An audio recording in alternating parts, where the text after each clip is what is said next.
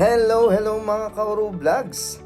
So, day off ng inyong lingkod na si Kaoru Vlogs. So, dito guys is nagbabike kami ng aking mga kasama na sila Alvin, Sir Bong at si Edward Joseph.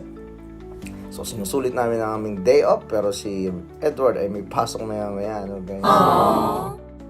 So, patuloy lang kaming nagbabike guys. May pupuntahan kaming lugar kung saan first time tong mapupuntahan ni Taboy. Okay na to. At yun, nakarating na kami kung saan kami pupunta guys, no? Picture, video, pang reels. Siyempre, dating gawin after mag-pretend, kakain ng marami.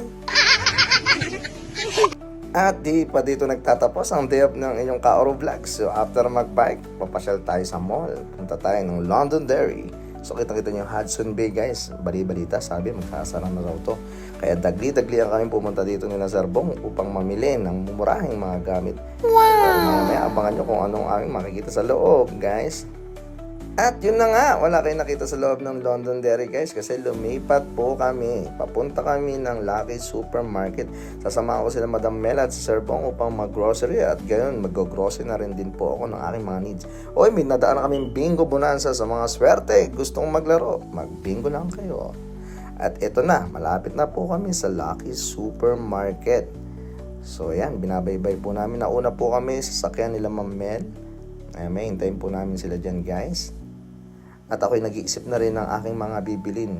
At eto na, pumasok na kami sa Lucky Supermarket. Dala-dala ko na yung basket. Una kong binili dyan guys ay saging. Di naghahanap ako ng aking mga gulay na lulutuin at mga chichirya. Ayun na nga, ito lang ang aking napamili kasi kaka-grocery ko lang last time sa No Frills. Ito lang yung mga karagdagan na aking gagamitin pang araw-araw na pagkain. Okay.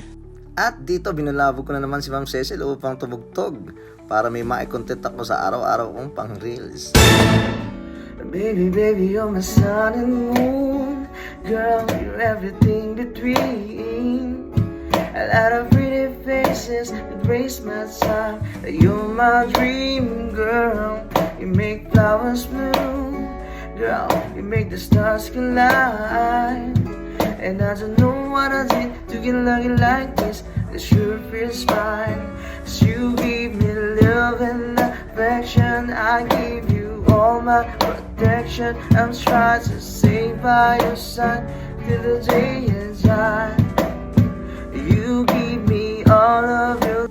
At nung nakita ko si Sir Bong is nag-iihaw, and nakiihaw na rin ako guys, no?